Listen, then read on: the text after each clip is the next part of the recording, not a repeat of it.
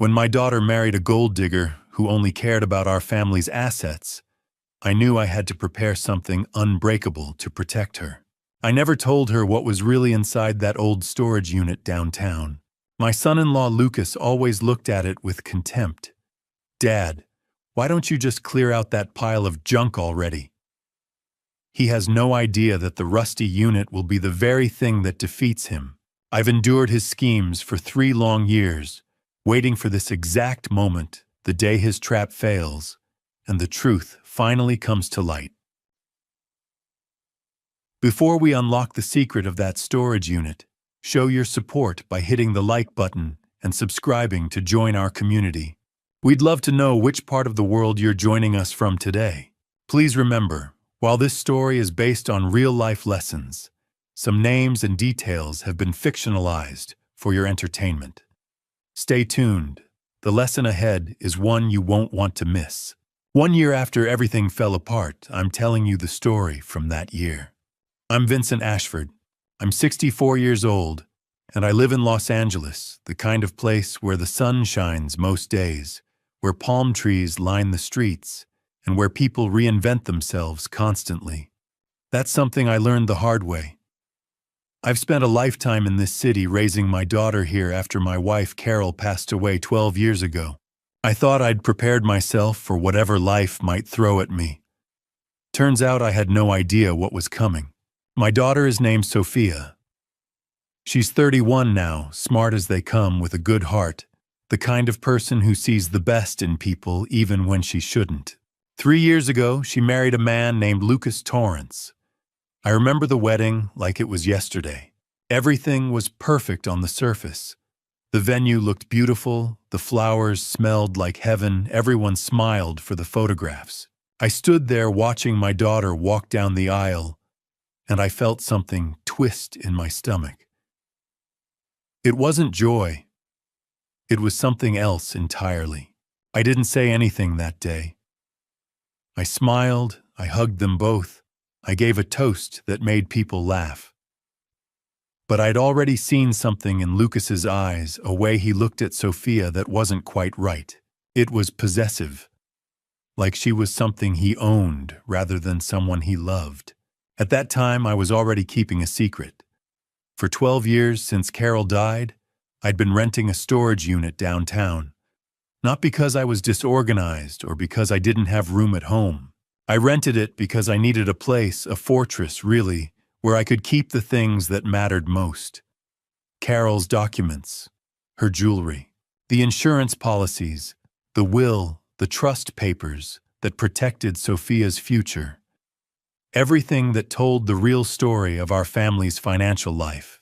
Most people thought of that storage unit as a place for junk. When I mentioned it in conversation, I'd get that look, the kind that said, "Why would you hold on to all that old stuff?" I let them think that. It was easier that way. But the truth is, I'd spent years assembling a fortress of protection for my daughter. Carol and I had done it together before she passed. We'd created a prenuptial agreement, a family trust, a life insurance policy that would go directly into that trust. We'd made sure Sophia would never be vulnerable no matter what happened in her life. I never told Sophia about any of it. That was the real secret. When she married Lucas, I made sure she didn't have access to that storage unit. I kept the key with me hidden away. I couldn't explain why at the time, not really. I just felt it in my bones. Something about Lucas wasn't right. For the first 2 years of their marriage, I watched. I had dinner with Sophia when she'd let me. I called her regularly. I noticed small things, the way Lucas would steer conversations toward money, the way he'd question her about what I might be leaving her, the way he'd subtly discourage her from spending time with me. I started keeping notes, just little observations in a leather journal I kept in my desk drawer. Then Jacob called. Jacob Winters has been my closest friend for 33 years. He's not the type to panic or exaggerate. So when he called me one afternoon 3 years into Sophia's marriage and told me that he'd overheard Lucas talking to someone about me about how much my insurance was worth, about how it would all go to Sophia, about how much better things would be if I simply didn't exist anymore. I believed him. Jacob isn't a liar, and he wasn't calling to stir up drama. He was calling because he was terrified. That's when I understood. All of those years of silence, all of those hidden documents, all of that protection I'd built around Sophia, it had been for this moment. I didn't know it then, but my life's work had been leading to this single conversation with my oldest friend, where he told me that my son-in-law was capable of something unspeakable. I hung up the phone and sat in my living room for a long time.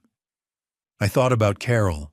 I thought about the way she'd insisted on the prenup, the way she'd insisted on the trust, the way she'd left me notes, letters I'd found after she passed away, that seemed to suggest she knew something I didn't. She'd written things like, "Protect Sophia with documents, not words. Protect her from people who would use love as a weapon." I never understood those letters until that day. And suddenly I realized that I'd been preparing for this moment my entire life. Not consciously, maybe, but every decision I'd made, every precaution I'd taken, every secret I'd kept it, had all been leading here. To this moment where I had to decide what to do with the truth I'd been carrying. I pulled out that leather journal. I looked at 3 years of notes, and I understood finally that it was time to stop watching and start acting. It was time to open that storage unit. It was time to show Sophia what I'd been protecting her from all along. But I had no idea then how far Lucas was willing to go, or how much truth my daughter would have to face in order to survive him. After Jacob's warning, my mind drifted back to the beginning, back to the night when everything started to go wrong. It was that Sunday dinner when Sophia first brought Lucas home. I was standing by the stove when she walked through the door, and I knew it immediately. It took me exactly 15 seconds to realize this man was different from any boyfriend she'd brought around before, and not in a good way. Sophia looked happy. She had that glow people get when they think they've found something real. She introduced Lucas with pride in her voice, her hand finding his automatically. They fit together like two puzzle pieces, at least on the surface. But something in the way Lucas looked at her made my skin crawl. He was handsome, I'll give him that. Tall, dark-haired, well-dressed. The kind of guy who knew how to smile at the right moments and laugh at the right jokes. He complimented the dinner before he'd even tasted it. He asked about my work, about my years in Los Angeles, about the house. All the right questions, all the right timing. But there was something underneath it all, a calculation I could sense, even if I couldn't quite name it. When we sat down to eat, Lucas turned to me with a casual tone. "This is a beautiful home, Vincent. How long have you owned it?" It wasn't a random question. I'd learned to read people after 64 years, and I could see the wheels turning behind his eyes.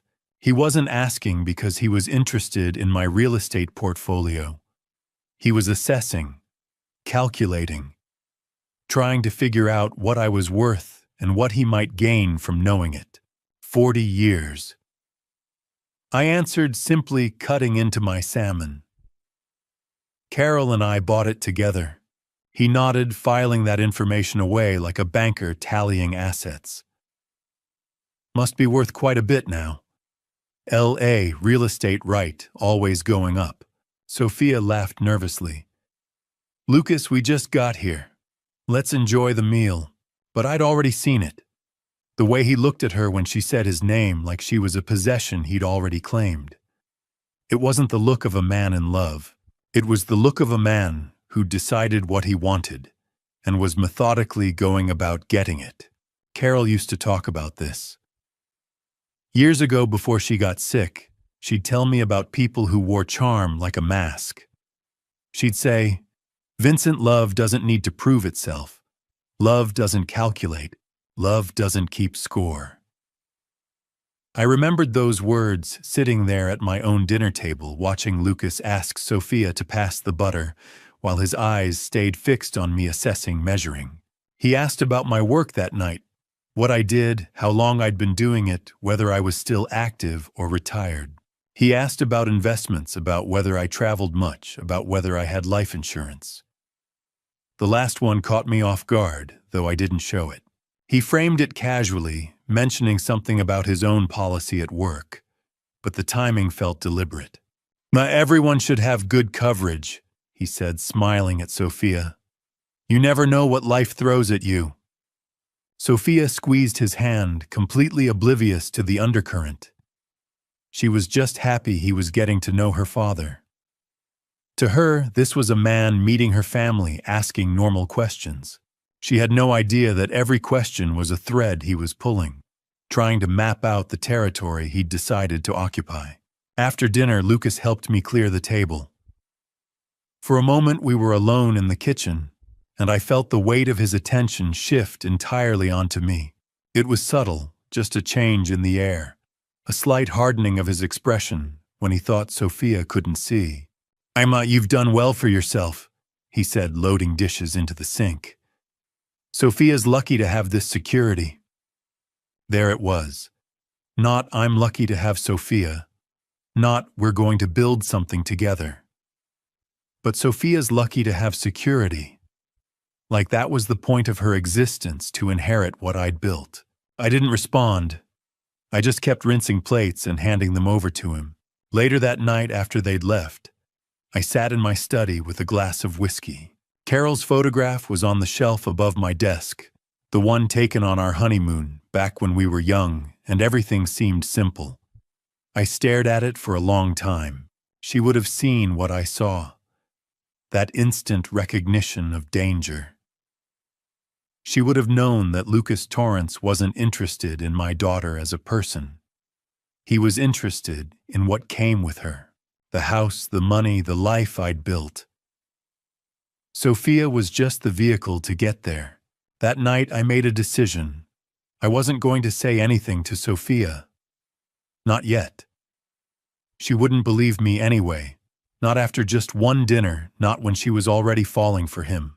And if I spoke up too soon, I'd just push her closer to him. I'd seen it happen 1,000 times, a girl whose father warns her about a boy.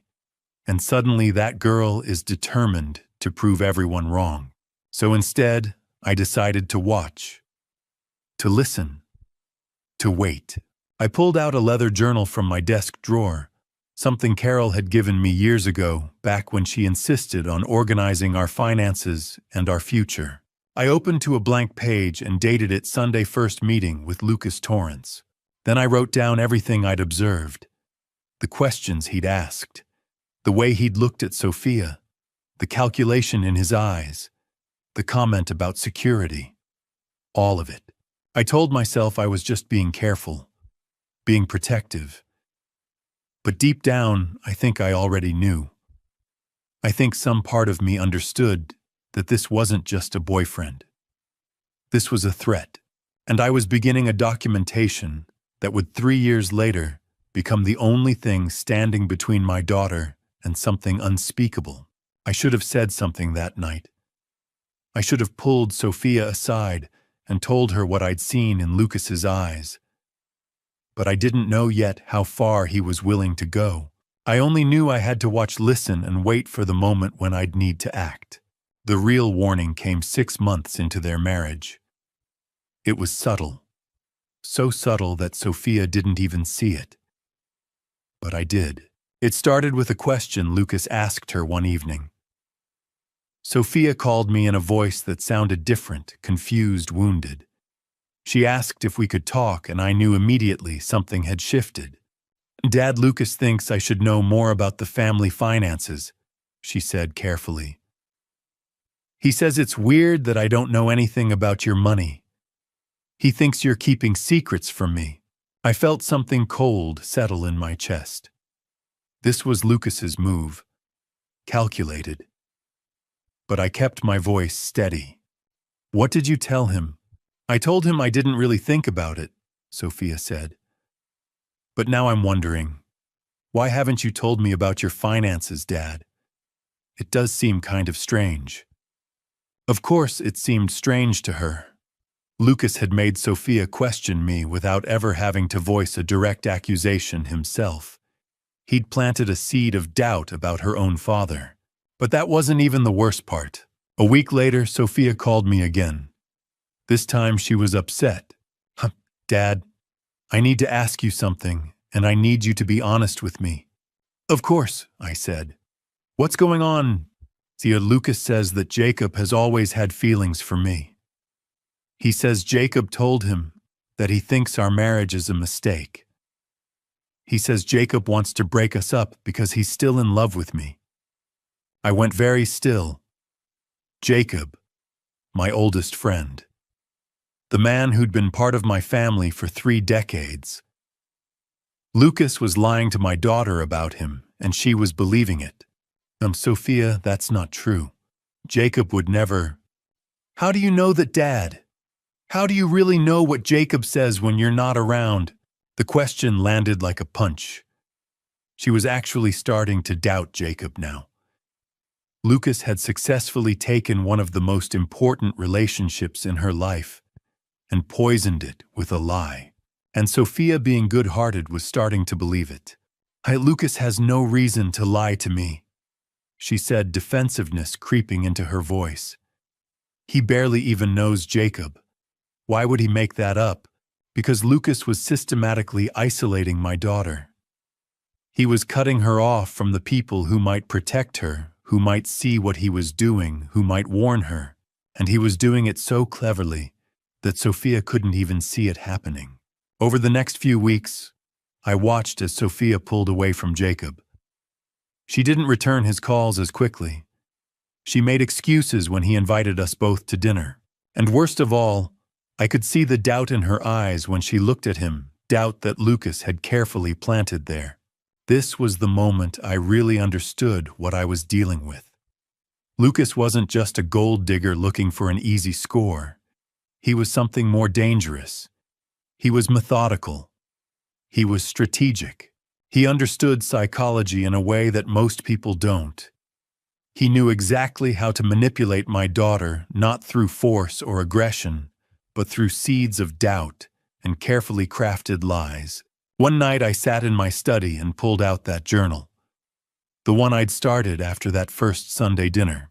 I flipped past my initial observations about Lucas's questions, his calculating eyes, his comment about security. Those had seemed ominous, but they were nothing compared to what I was witnessing now. I wrote down everything. The conversation Sophia had reported about Lucas questioning my finances, the lie about Jacob, the way Sophia was starting to pull away from my oldest friend, the isolation tactics happening in real time, and as I wrote, something crystallized in my mind. This wasn't just about money, though money was certainly part of it. This was about control. Lucas wanted to control Sophia completely, her mind, her relationships, her sense of reality. He wanted to make sure that when the moment came where she needed someone to tell her the truth, there would be no one left to turn to. Her father would seem like he was keeping secrets. Her best friend would seem like he had ulterior motives. And Lucas would be the only person she could trust. It was a masterclass in psychological manipulation, and it was happening to my daughter in real time. That night, I made a decision. I wasn't going to confront Lucas. I wasn't going to try to convince Sophia that he was lying. I'd learned enough about manipulation to know that would only drive her closer to him. Instead, I was going to document everything. Every lie, every manipulation, every calculated move he made. I was going to build a record that would eventually show Sophia the truth. I started writing in that journal every single night. I'd note down conversations Sophia had mentioned. I'd record my own observations. I'd track the timeline of when Lucas made particular moves, what he said, how Sophia reacted. It was methodical work, the kind of work that required patience and focus. At the time, I didn't know exactly why I was doing this. I didn't have a specific plan. I just knew in some deep part of myself that I was going to need this evidence. That someday, in some way, I couldn't yet imagine my daughter would need to see the truth laid out in black and white. And when that day came, I wanted to be ready. I had no idea then that Lucas's isolation tactics were just the beginning. I had no idea that the next 3 years would involve so much more than psychological games and careful lies. I had no idea what he was truly capable of. But that night I made a choice. I would watch, I would document, and when the time came, and I was starting to believe that time would come, I would be ready to protect my daughter no matter what it cost me. I drove to the storage unit the next morning and pulled out an old leather journal.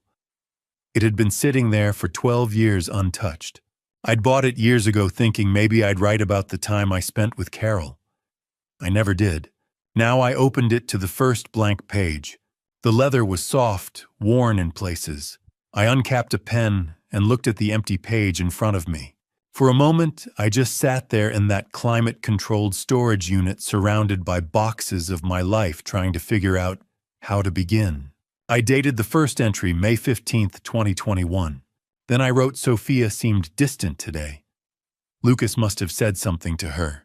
That was how it started. One observation.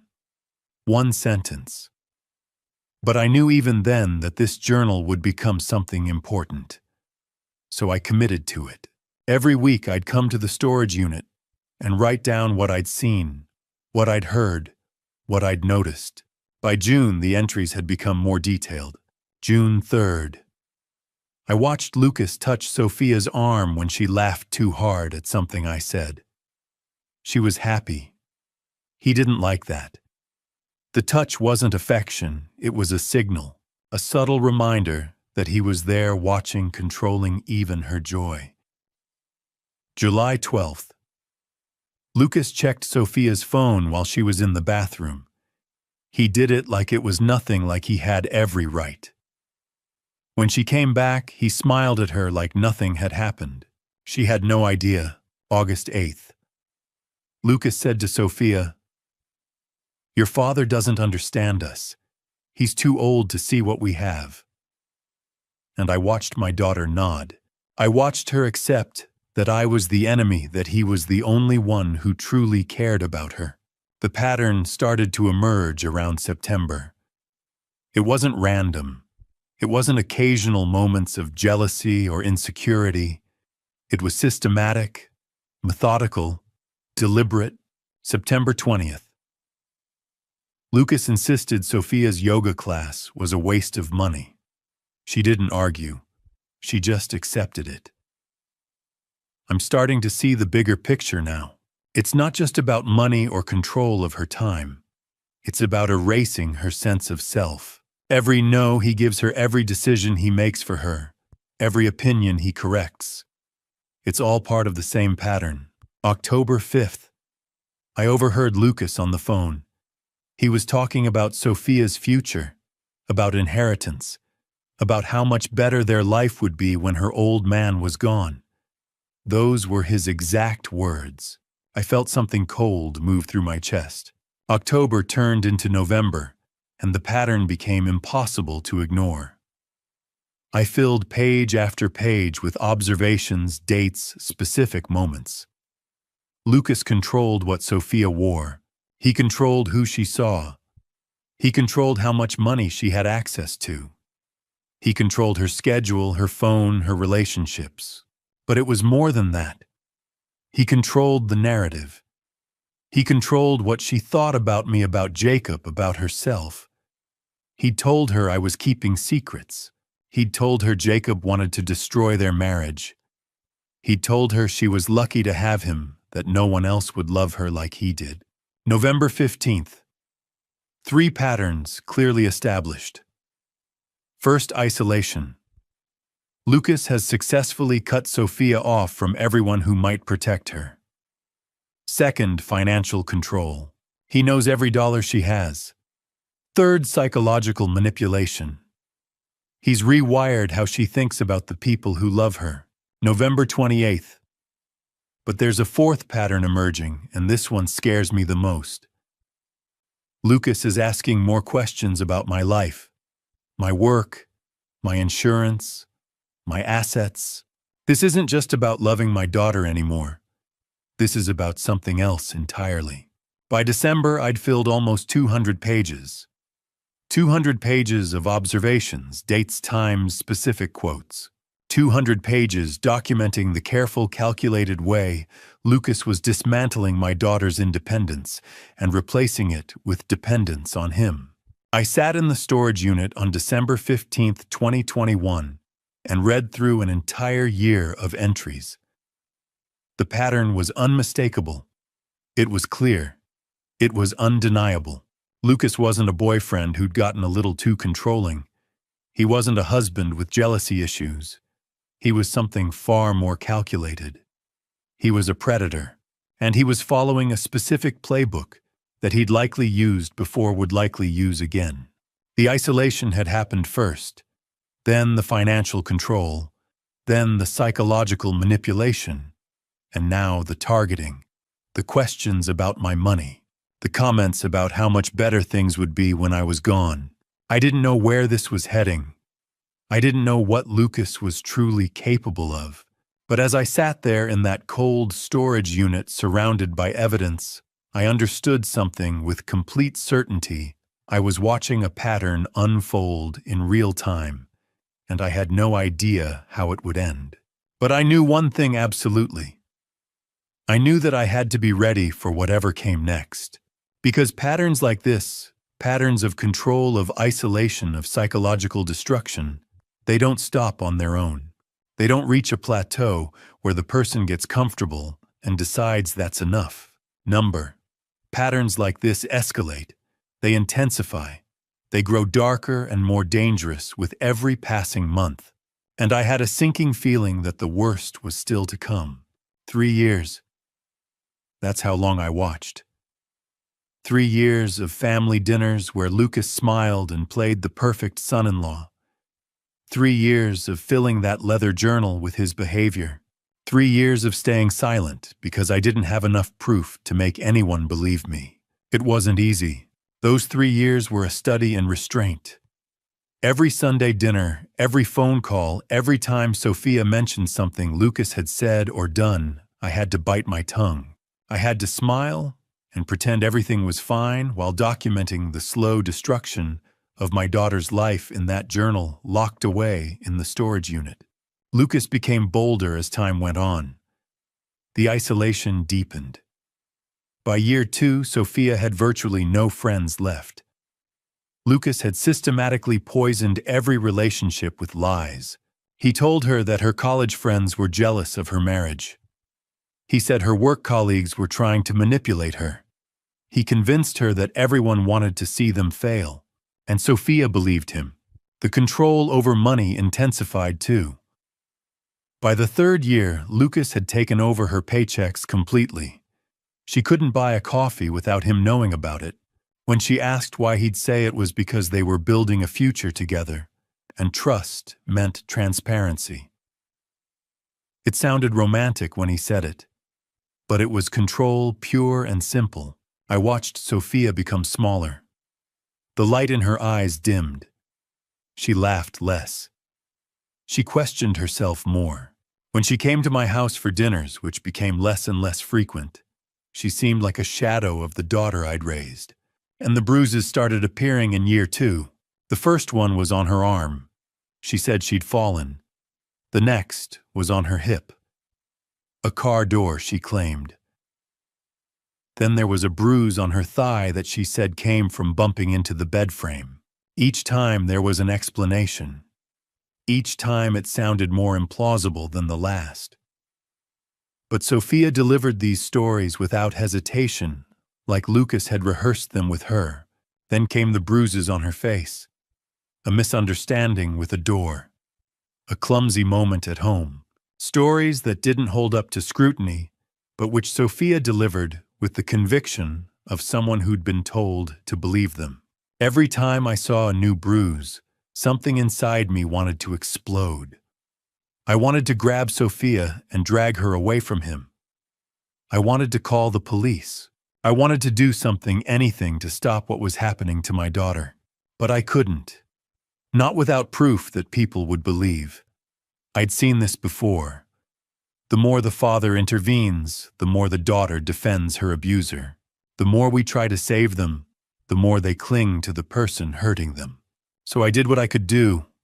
I documented. I wrote down dates. I recorded observations. I filled that journal with evidence page after page, year after year. I was building a case that I hoped someday I wouldn't need to use. Jacob stayed present during those 3 years. He'd call me regularly, checking in. He'd mention how worried he was about Sophia. He'd noticed things too.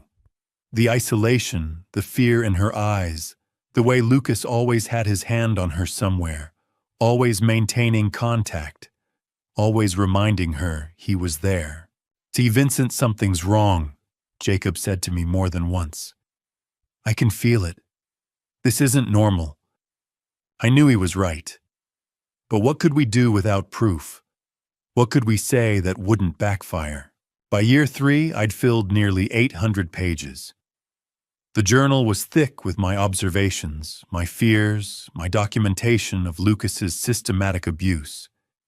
I had dates, I had times, I had direct quotes, I had a timeline showing the escalation from psychological manipulation to physical violence. But I still couldn't move. Not yet. The worst part was watching Sophia defend him. Because that's what happens when someone is being abused like that. They protect their abuser. They make excuses for him. They blame themselves when he hurts them. I'd try to reach out. "Sophia, how are you really doing?" I'd ask during our rare phone calls. "I'm fine, Dad. Everything's great. Lucas just wants the best for us. He's so protective." Protective. That's what she called the cage he'd built around her. 3 years of watching.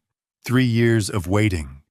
3 years of knowing that something had to give, but not knowing what I could do to make it happen without destroying everything.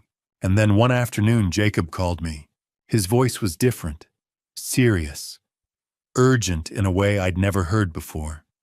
"Vincent, we need to talk," he said.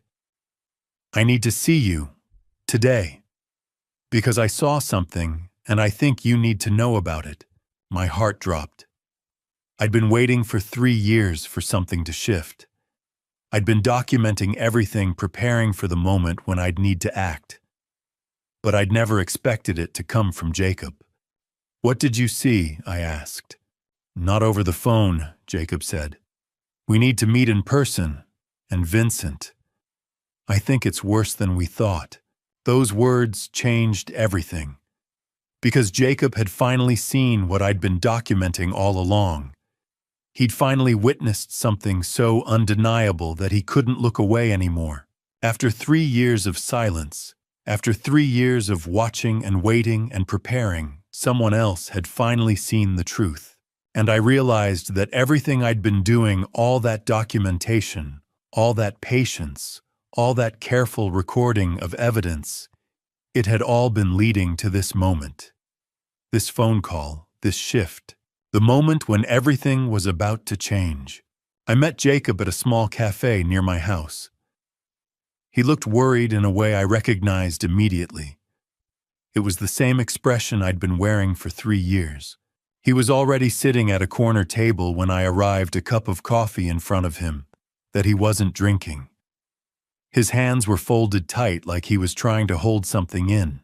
When he saw me, he stood up, and we embraced the kind of hug that only happens between men who've known each other long enough to drop the pretense.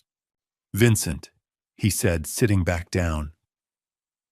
"Thank you for meeting me." "Of course. What's going on, Jacob? You sounded urgent on the phone." He took a deep breath. For a moment, he just looked at his coffee.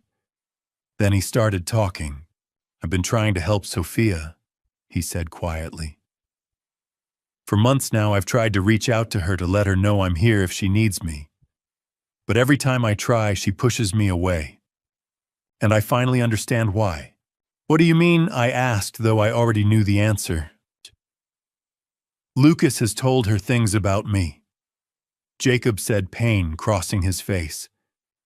He's convinced her that I have ulterior motives, that I've always had feelings for her, that I'm trying to come between them, and she believes him. She actually believes that I'm the bad guy in this situation. I nodded slowly. This was exactly what I documented in my journal, the systematic poisoning of Jacob's relationship with Sophia. But hearing it from Jacob himself, seeing the hurt in his eyes, made it real in a way that my written observations couldn't capture.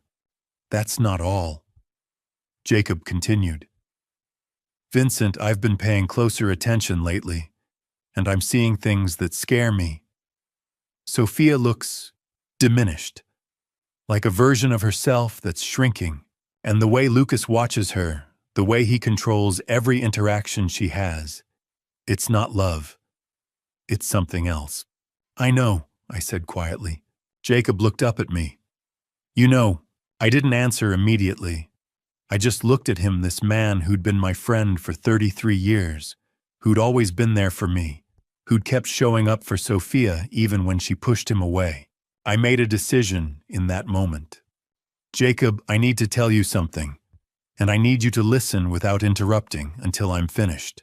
For the next 20 minutes, I told him everything. I told him about the journal. I told him about the 3 years of documentation. I told him about the dates, the observations, the escalation from psychological manipulation to physical violence. I told him about the bruises and the lies Sophia told to cover them up. I told him about the isolation and the financial control and the way Lucas had systematically dismantled my daughter's sense of self. When I finished, Jacob was silent. His face had gone pale. 3 years, he finally said. You've been documenting this for 3 years. I needed proof, I said. I needed to know I wasn't imagining things. I needed to have something concrete before I tried to convince anyone else. Why didn't you tell me? Jacob asked, and there was hurt in his voice. Hurt that I'd carried this alone. Because I didn't want to drag you into something you couldn't fix, I said honestly. And I wasn't sure if it was safe. I wasn't sure who Lucas might try to manipulate or threaten. I was trying to protect you. Jacob shook his head. Vincent, you should have told me. We could have done this together. You shouldn't have had to carry this alone. I know, I said. I know that now. Jacob was quiet for a long moment. Then he leaned forward. What do you need from me? I need your help, I said. Sophia won't believe me. She thinks I'm keeping secrets from her, that I don't understand her marriage. But she might believe you. She might listen to you in a way she won't listen to me. I'll do whatever it takes, Jacob said immediately. Whatever you need, I'll watch him. I'll gather evidence. I'll be there for Sophia, whatever it takes. There's more, I said. I think Lucas might be planning something bigger. I heard him mention my life insurance. I heard him talk about how much better things would be when I was gone. Jacob, I think he might be planning to hurt me. Jacob's face hardened. Then we need to move faster. We need to get Sophia away from him before this escalates any further. Agreed, I said. But we have to be careful. We can't just confront him. We need to be strategic about this. We need to make sure Sophia understands what's happening before we take action. Okay, Jacob said, and I could see the determination settling into his features. Then let's do this.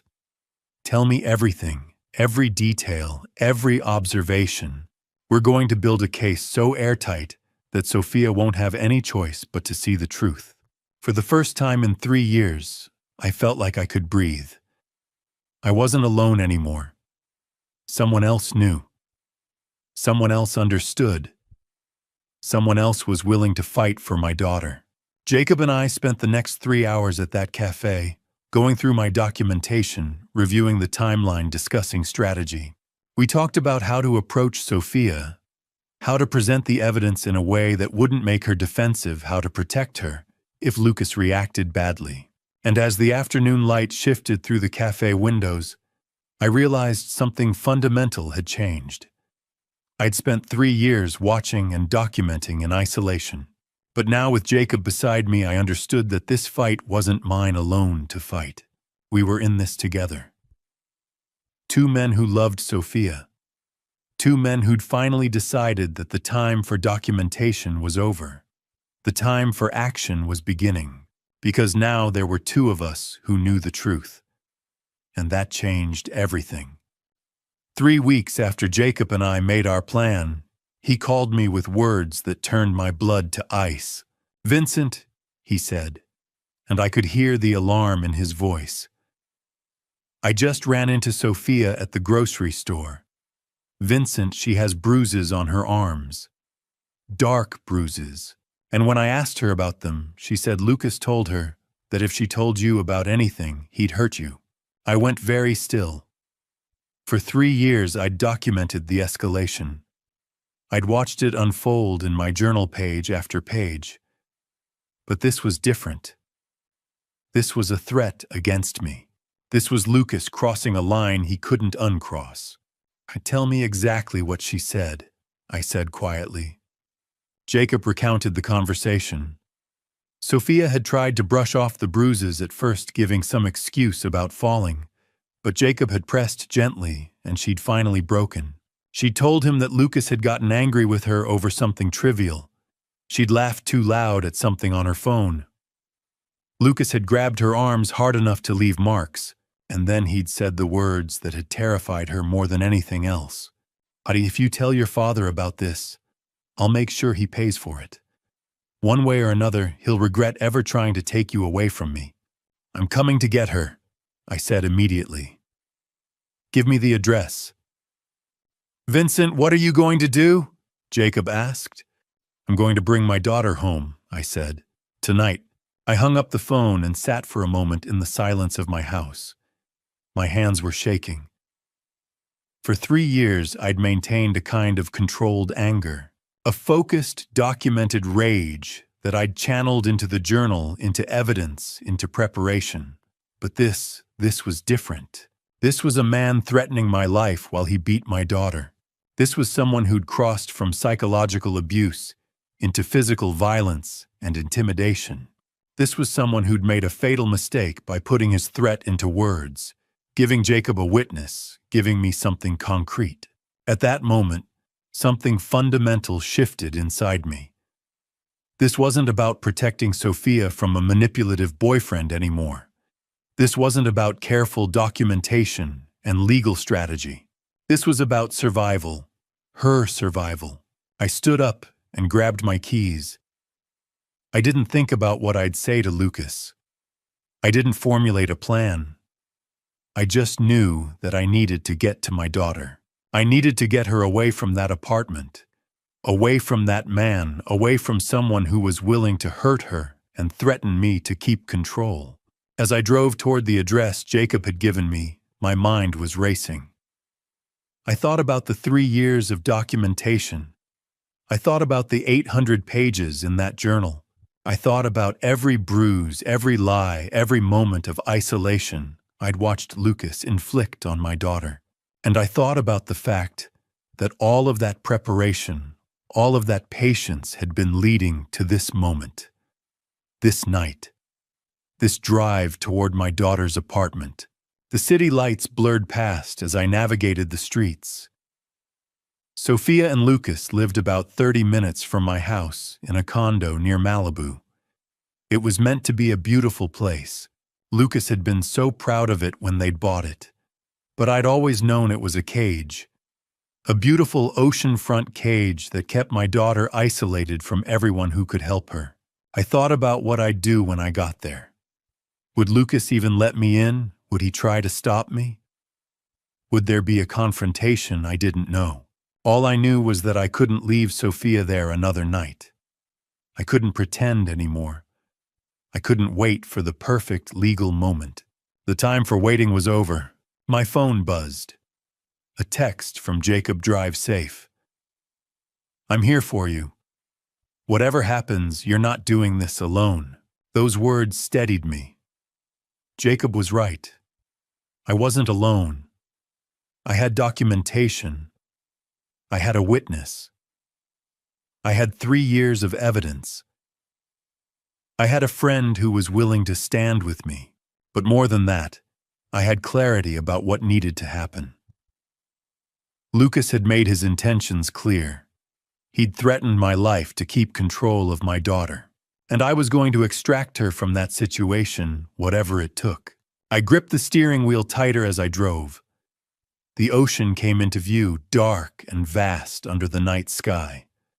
Somewhere ahead, in a condo overlooking that water, my daughter was living in fear, and I was going to bring her home.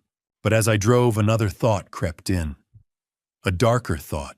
I'd been so focused on what I needed to do, on retrieving Sophia, on protecting her, on finally taking action after 3 years, that I hadn't fully considered one thing. How far was Lucas willing to go to keep her? I didn't know what I was walking into. I didn't know if he'd fight me physically. I didn't know if he'd try to convince Sophia not to leave. I didn't know what desperation might drive him to do. All I knew was that I had to try. All I knew was that my daughter was in danger, and every minute I delayed was another minute she was under his roof in his hands. I pulled up to the condo building just before 9 o'clock that night. I sat in my car for a moment, gathering myself. 3 years of observation, 3 years of documentation, 3 years of preparation. And now finally the moment had come where all of that had to become action. I got out of the car and walked toward the building.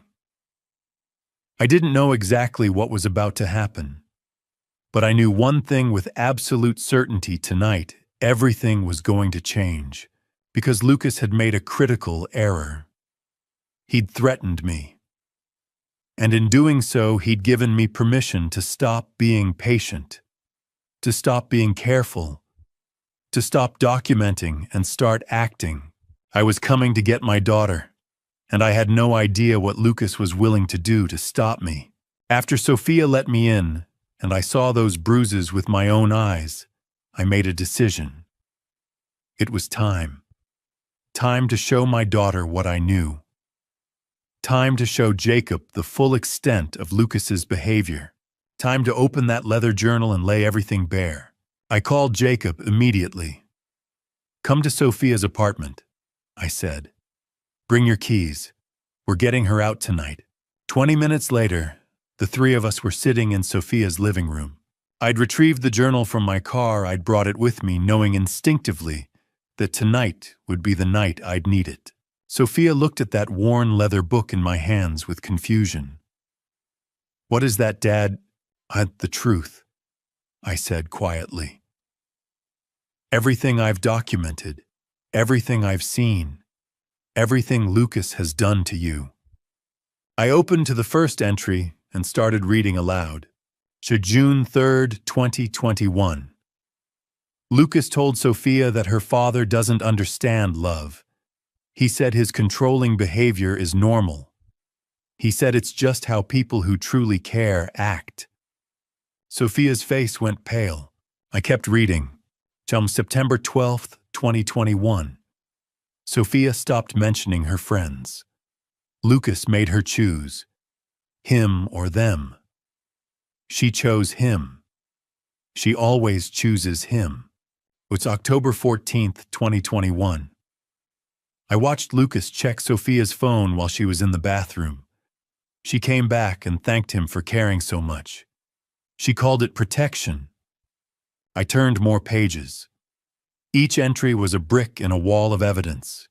Each date, each observation, each direct quote was a documented moment of manipulation, control, and escalation. February 14th, 2023. I saw Sophia flinch when Lucas raised his voice. Valentine's Day. He was angry because she'd spent too much time on her phone. She apologized for upsetting him. March 8th, 2023. Sophia mentioned that Lucas pushed her into a wall. She called it an intense moment. She said she deserved it for talking back. As I read, I watched my daughter's face. I watched the realization dawn. I watched her remember things she'd tried to forget. The bruises she'd explained away, the isolation she'd accepted, the blame she'd internalized. Tears started streaming down her face. "Dad," she whispered, "you've been documenting this the whole time." 3 years, I said. Every observation, every conversation, every bruise, every lie. Jacob stood up, anger radiating off him. 800 pages, he said, looking at the journal in my hands.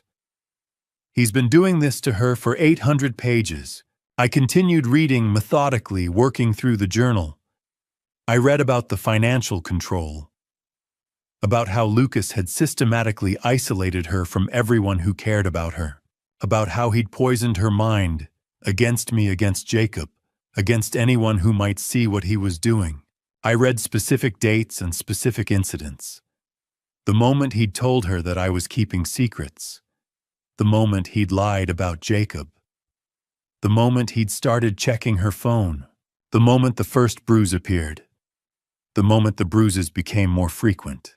Each entry was a stepping stone in a path that led directly here to this night, to this moment, where my daughter finally saw the truth laid out in front of her. When I finished, there was a heavy silence in the room. "I don't understand," Sophia said, her voice small and broken. "Why didn't you just tell me?" "Because you wouldn't have believed me," I said gently. Not without seeing the pattern, not without understanding that this isn't random, this isn't love, this is a calculated campaign of control. "What do you mean?" Jacob asked, though I could see he already understood. "Sure, there are 4 patterns," I said, laying out the evidence like a prosecutor presenting a case. First, isolation. Lucas cut Sophia off from everyone who might protect her or see what he was doing. Second, financial control. He took over her money, her paychecks, her ability to make independent choices. Third, psychological manipulation. He rewired how she thinks about the people who love her, made her doubt me, doubt you, Jacob, doubt herself. And fourth, physical violence. When the other 3 weren't enough to keep her compliant, he escalated to hurting her. Sophia was shaking. Jacob put his hand on her shoulder. "This isn't your fault," I said to my daughter. "None of this is your fault. You didn't cause this. You didn't deserve this. This is what he chose to do." "But I believed him," Sophia said, her voice breaking. "I believed everything he told me. That's what abusers do." Jacob said, his voice hard with anger. "They make you believe lies. They make you feel crazy for questioning them. They make you think you're the problem." I closed the journal. There were still hundreds of pages left unread, but Sophia had seen enough. She understood now. She understood the scope of what had been done to her. She understood that it wasn't her imagination. It wasn't her fault. It was a deliberate, calculated pattern of abuse designed to break her down and make her completely dependent on a man who didn't love her, who saw her as nothing more than a means to an end. Sophia looked at me with red-rimmed eyes. "What happens now?" "Now," I said, "we get you somewhere safe. We make a plan. We protect you."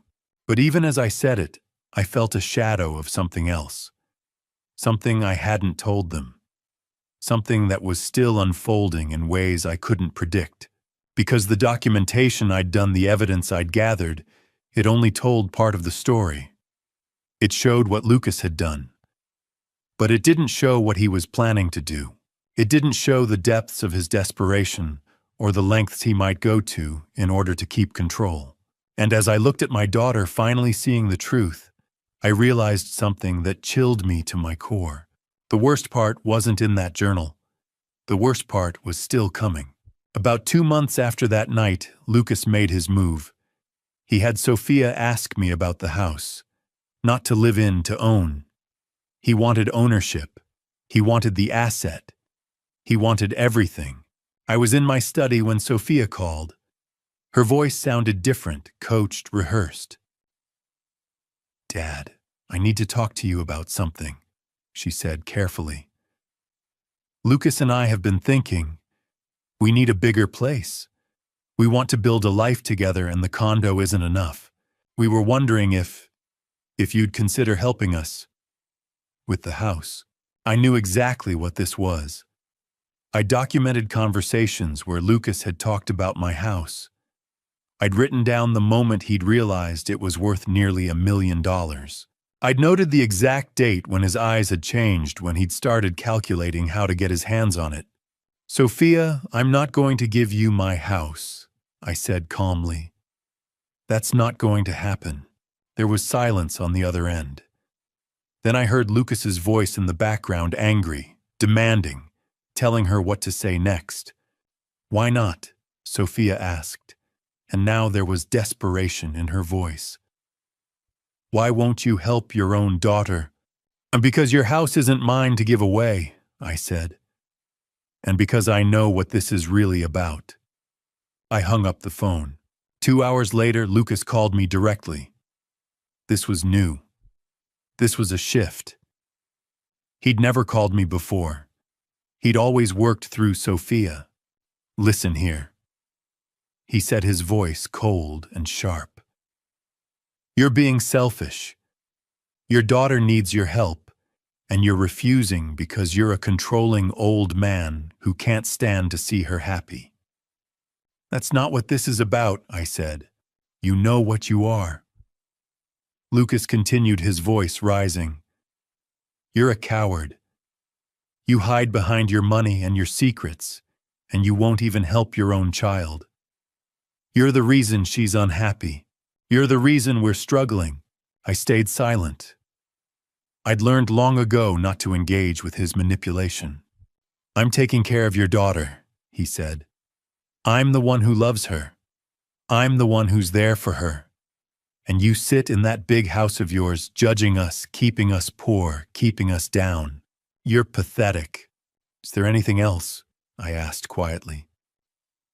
"Yeah, there's one more thing," he said, and his voice had turned into something darker, something more dangerous. "You need to understand that I'm not going anywhere. Sophia is mine. That house should be ours. And if you don't start cooperating, you're going to regret it." Then he hung up. I sat in the silence of my study for a long moment, letting his words settle. And in that silence, something became crystal clear to me. Lucas had run out of subtle tactics. He was out of manipulation tricks. He'd moved past the psychological games and the careful control. Now he was using direct aggression, direct threats, direct intimidation, and that meant he was desperate. A desperate man is a dangerous man. A man who's losing control will do things he wouldn't normally consider. A man who can see his plans crumbling will escalate to whatever means necessary to try to save them. Lucas had thought he had all the time in the world. He'd thought he could isolate Sophia, break her down, make her completely dependent on him, and eventually convince her to help him access her father's assets. He'd been executing a long game, but I'd shortened that timeline. By showing Sophia the journal, by helping her see the pattern, by refusing to give in to his demands, I'd accelerated everything. I'd removed the cushion of time he'd been counting on. Now he was panicking. Now he was showing his true face.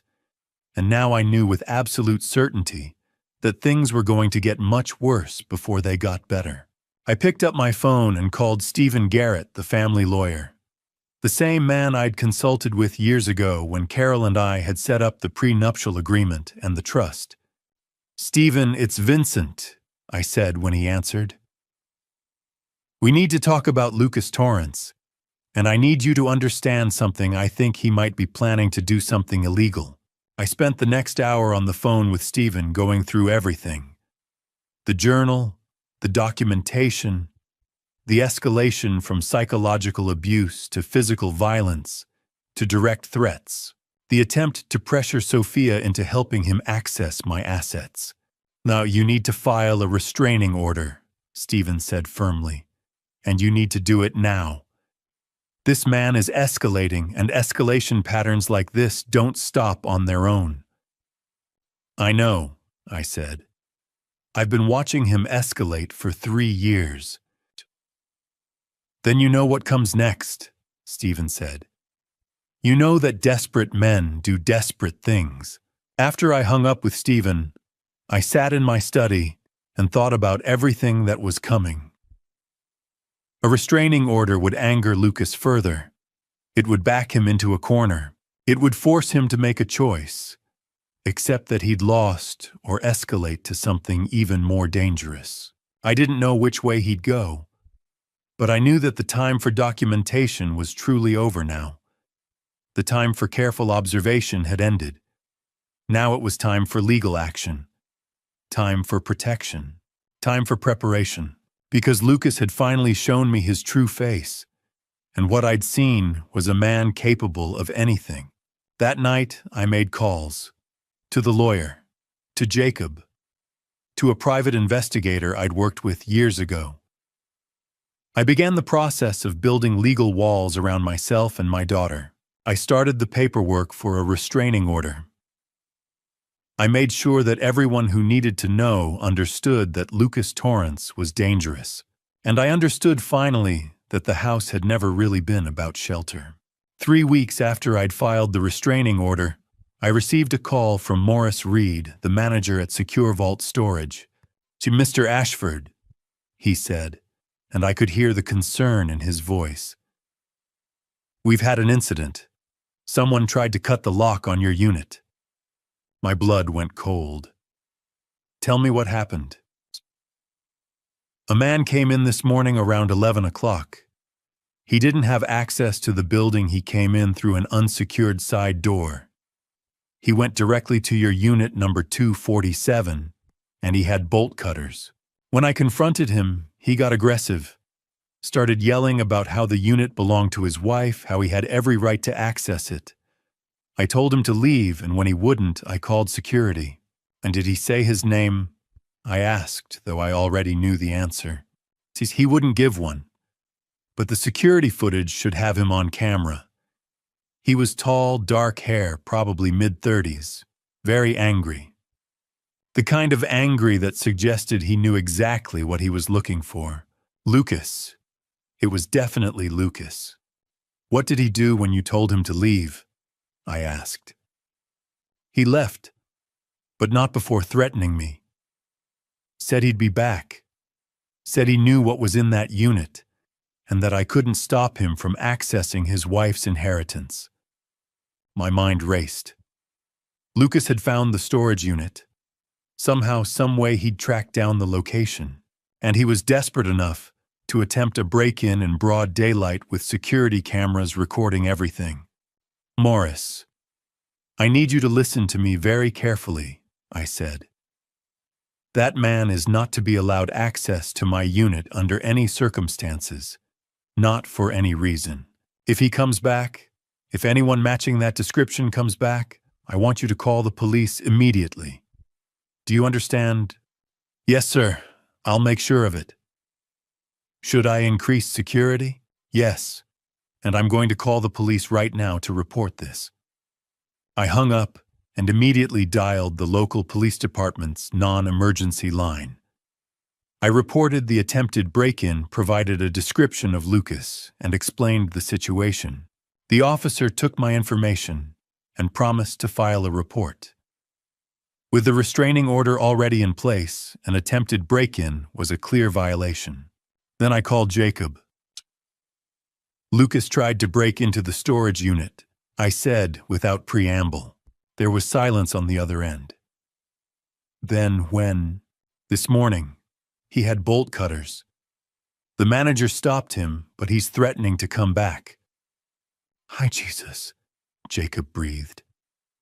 "Vincent, he's escalating. He's desperate." "I know," I said, "which means he's running out of options. And desperate men make mistakes." But even as I said it, I understood the implications. Lucas had discovered the one thing I'd been protecting most carefully. He didn't know what was inside that unit he couldn't know, because I'd been obsessively secretive about it. But he knew it was important. He knew it was the key to something, and he was willing to commit a crime to access it. That told me everything I needed to know about how desperate he'd become. The storage unit had been my insurance policy, my fail-safe, the place where I'd gathered 3 years of evidence, the place where I'd kept all the documents that protected my daughter, the prenuptial agreement, the trust documents, the insurance policies, the copies of wills, the place where I'd stored Carol's legacy and her warnings. Lucas couldn't know that. But somehow he'd figured out that whatever was in that unit was a threat to him. I spent the rest of the day making phone calls. I contacted Stephen Garrett and told him about the attempted break-in. He immediately began the process of adding it to the legal case against Lucas. I called the private investigator and asked him to increase surveillance of Lucas's movements. I checked with the storage unit manager twice more to make sure everything was secure. And I realized something crucial. The storage unit was no longer just a place of safekeeping. It had become a focal point, a flashpoint. The place where everything was going to come to a head. Lucas knew something was there. He didn't know what, but he knew it was important enough that he was willing to risk arrest to access it. He knew it was connected to Sophia's inheritance, to money, to control, and he was willing to escalate from psychological abuse and physical violence to committing crimes. The attempted break-in was the moment when Lucas stopped pretending to be anything other than what he was. He stopped playing the role of the loving husband. He stopped bothering with the subtle manipulation. Now he was just a desperate man with bolt cutters willing to do whatever it took to get what he wanted. That night I drove to the storage unit myself. I wanted to see it with my own eyes. I wanted to confirm that my documentation, my evidence, my carefully gathered proof of 3 years of abuse, all of it was still there, still safe, still waiting.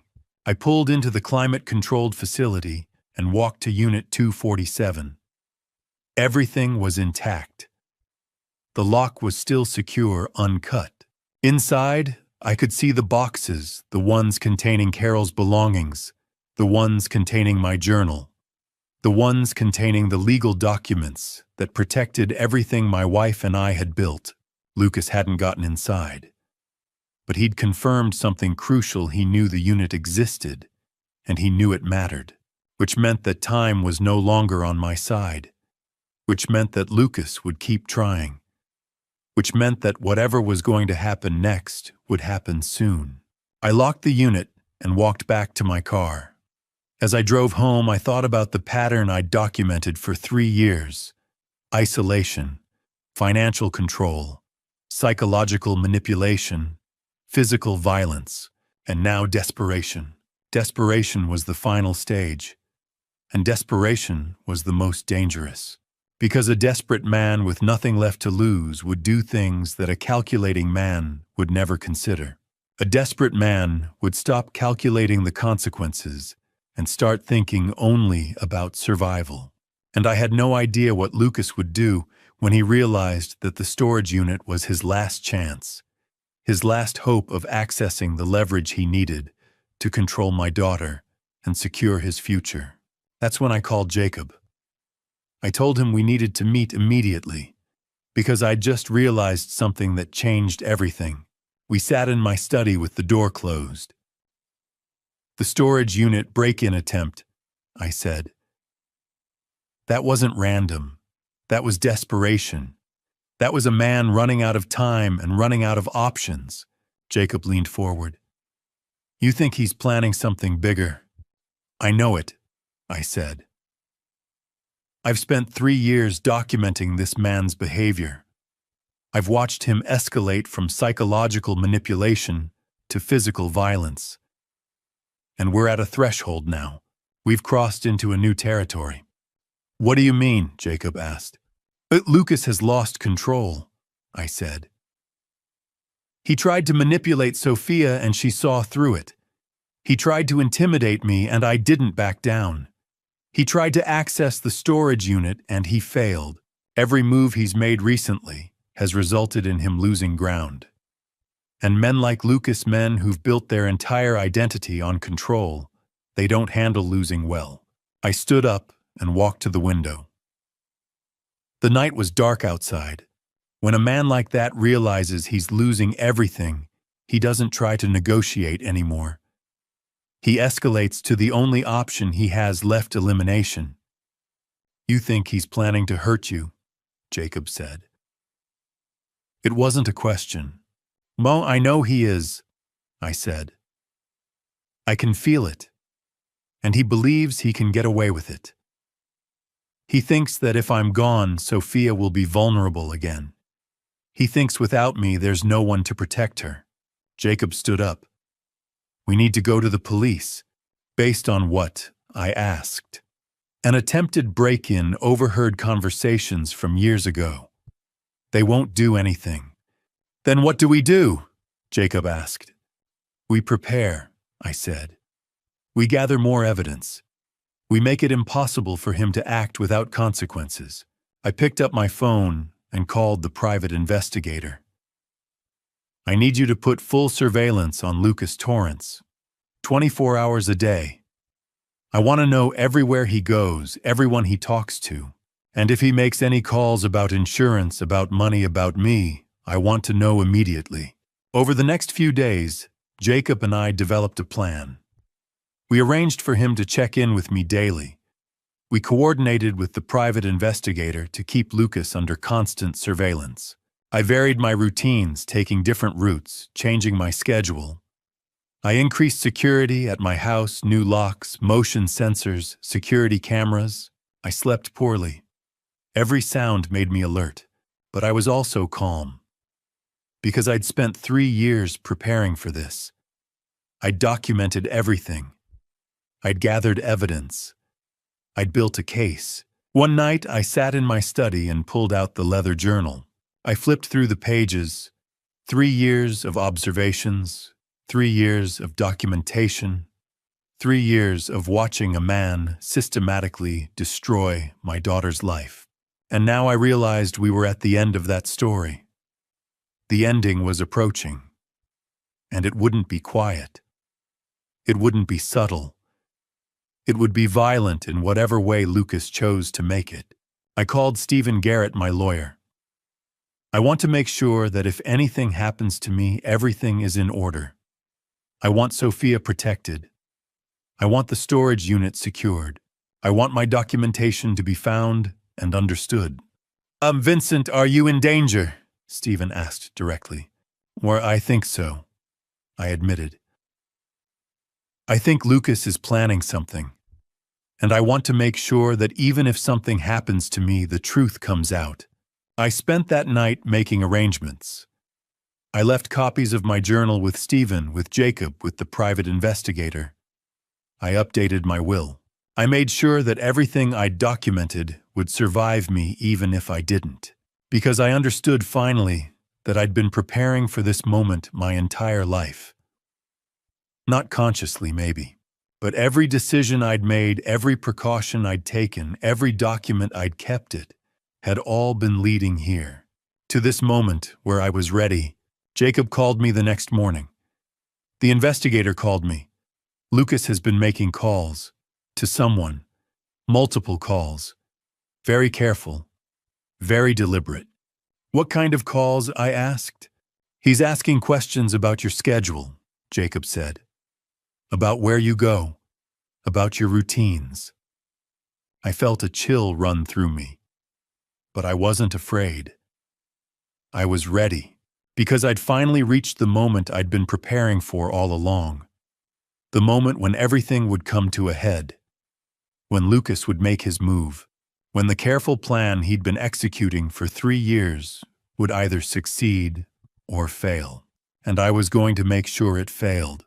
That same night, after my conversation with Jacob, I couldn't sleep. So I drove alone to the storage unit. I hadn't been there in months. I needed to remind myself of what I'd built, what I'd protected. The climate-controlled unit was exactly as I'd left it. 10 feet by 10 feet. Organized in a way that only I understood. To anyone else, it would look like a mess. Boxes stacked haphazardly, old furniture pushed into corners, the accumulated clutter of a man who couldn't let go of his past. But I knew the truth. I walked through the unit slowly, deliberately. I passed through the outer layers, first the deliberate camouflage. Boxes of Carol's old clothes, her winter coats, her shoes arranged in pairs, as if she might come back and wear them again. Stacks of books she'd loved. Photo albums from before Sophia was born. Memories wrapped in tissue paper and stored in cardboard boxes. It was genuine, all of it. Carol's things preserved exactly as they'd been when she was alive. The outer layer of my storage unit was authentic mourning, authentic preservation of a life lived and lost. But deeper inside, hidden beneath those boxes of memories, were the things that truly mattered. I moved aside a stack of boxes and revealed what lay beneath. A locked metal cabinet. Inside were the documents that had shaped my daughter's future and that now might determine her survival. The prenuptial agreement. The document that Lucas didn't know existed.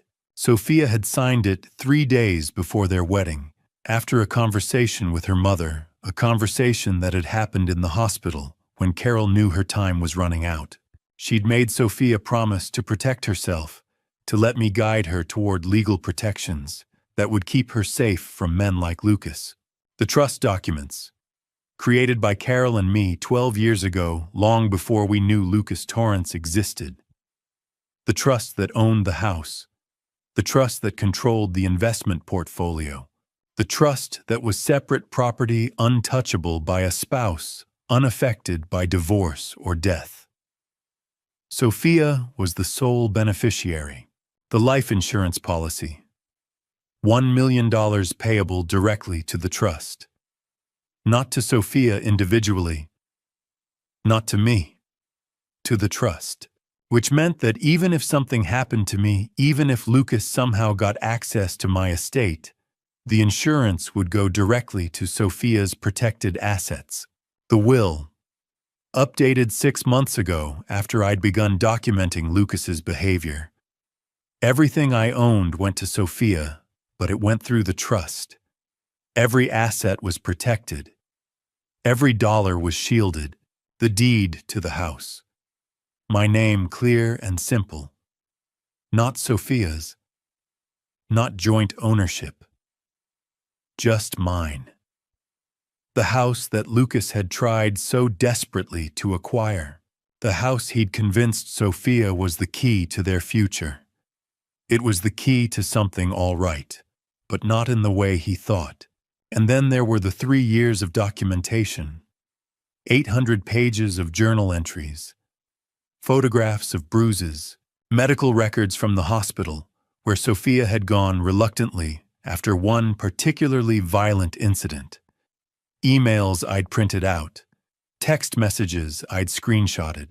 A complete detailed forensic record of 3 years of abuse escalation and criminal behavior. I stood in the middle of that storage unit and understood something fundamental. I wasn't just protecting my daughter from a manipulative man. I was protecting her from a version of the future where she had nothing, where Lucas had isolated her so completely that she had no one to turn to, where he'd convinced her to liquidate everything, the house, the trust, the insurance in service of his control, where he'd slowly, methodically turned her into a woman with no resources, no support, no way out. I was protecting her from a future where I was dead and she was alone with him, because that's what Lucas wanted. That's what his plan had always been. Get rid of me, the one person she might run to, the one person she might still listen to. Take the insurance money. Use that money to further isolate her, further control, her further remake her into the image he wanted.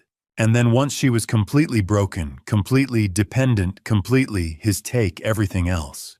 The house, the trust, the investments, all of it.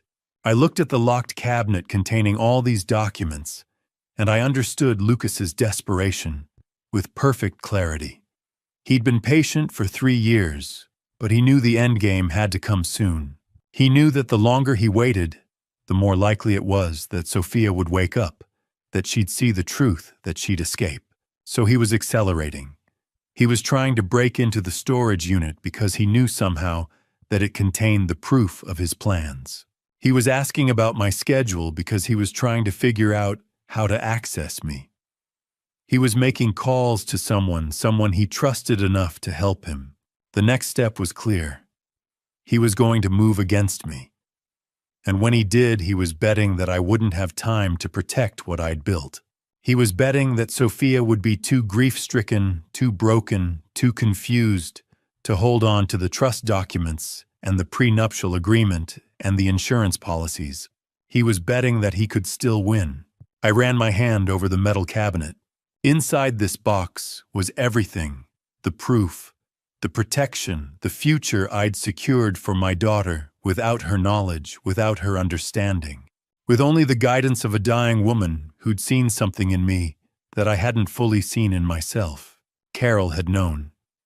She'd somehow understood that the world was full of men like Lucas, men who saw women as assets to be acquired, men who confused control with love, men who would destroy everything in their path to get what they wanted. And she'd made sure before she died that our daughter would have protection, that she'd have options, that she'd have a way out. I left the storage unit that night, understanding something with absolute certainty. The battle that was coming would be the most important battle of my life. Not because of the money, not because of the house, but because everything I'd protected, everything Carol had asked me to protect, was now at stake. And Lucas was betting he could take it all. Just a few hours later, close to midnight, Jacob called me. His voice was low, strained, and urgent in a way I had never heard before. "Vincent, I need to see you. Now. Lucas has been following me, and I think I know what he's planning." I told him to come to my house immediately. When Jacob arrived, he was shaking, but not from fear. It was anger contained, controlled, and barely held back. "I was at the park," he said, pacing my living room. "Just walking, trying to clear my head after everything we've been planning. And then I noticed a car, same car behind me for 15 minutes straight. When I stopped, it stopped. When I walked, it crawled along beside me." "Lucas," I said quietly. "Lucas," Jacob confirmed. So I pretended I didn't notice. I walked into a hardware store, and Vincent, he followed me inside. Jacob stopped pacing and looked at me. He wasn't browsing. He knew exactly what he was there for. "What did he buy?" I asked. "Things you don't buy together unless you're planning something violent," Jacob said. "Rope, plastic sheeting, chemicals, supplies you use when you want to hurt someone and make it look like an accident." He pulled out his phone and opened a video recorded from his smartwatch. The footage was clear enough. Lucas stood in the aisle, focused, calm, selecting items with deliberate care. No hesitation, no distraction, just quiet certainty. "He never noticed I was recording," Jacob said. He was too sure of himself. I stared at the screen. My son-in-law shopping like a man preparing for a weekend project, not like someone planning to end a life.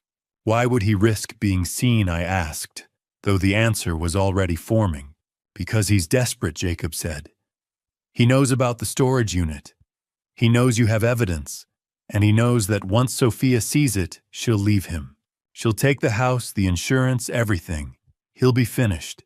Something cold and sharp settled inside my chest. "He's not after the house anymore," I said slowly. "He never was." "No," Jacob agreed. "He's after the life insurance. $2 million. Once you're gone, the money goes to Sophia. And once she's grieving, confused, vulnerable, he'll control the narrative. He'll guide her decisions. He'll convince her it's for their future. And by the time she realizes what happened, the money will be gone. I sat down heavily. The plan was horrifying in its simplicity. Remove me, access the insurance, reassert control over Sophia, take the money, disappear, then start the same cycle somewhere else. It would have worked if Jacob hadn't been paying attention. If I hadn't documented everything. If we hadn't already prepared. We're out of time, I said, standing. We can't wait anymore. We have to act. I called the police department's non-emergency line and asked to speak with someone about an immediate threat. When Detective Robert Lambert came on the phone, I laid everything out. I have evidence that someone is planning to harm me, I said. Video of him purchasing materials. 3 years of documentation of escalating abuse and threats. Recorded conversations. A credible witness. Can you come to the station? Lambert asked. I can, I said. But understand this man is dangerous. He's already been violent. He's already made threats. And based on what we have, his plan is imminent. We'll put a patrol car outside your house tonight, Lambert said. Bring everything you have. After I hung up, I looked at Jacob. You're staying here tonight. I don't want you alone. What about Sophia? He asked. She's safe for now, I said. Lucas thinks he still has time. He doesn't know we're moving. We spent the night assembling everything. I retrieved copies of my journals, screenshots of messages, photographs. Jacob and I reviewed the video frame by frame, documenting each item Lucas purchased and the timestamp. By 3 a.m, we had a complete evidence package. Abuse, threats, surveillance, preparation for violence. I called Stephen Garrett's emergency line. I need you to know there's a credible threat against my life, I told him. I'm going to the police in the morning. If anything happens to me, you'll know exactly who to point them to. Vincent, what's happening? He asked. Lucas is planning to kill me, I said. We have proof, and we're stopping him. When morning came, Jacob and I drove to the station with everything. Detective Lambert met us privately and spent 4 hours reviewing the evidence. The journals, the bruises, the recordings, the video, the investigators' reports. When he finally looked up, his expression was grim. We're bringing him in for questioning, Lambert said, and we're applying for warrants to search his residence and vehicle. As we left the station, something shifted inside me.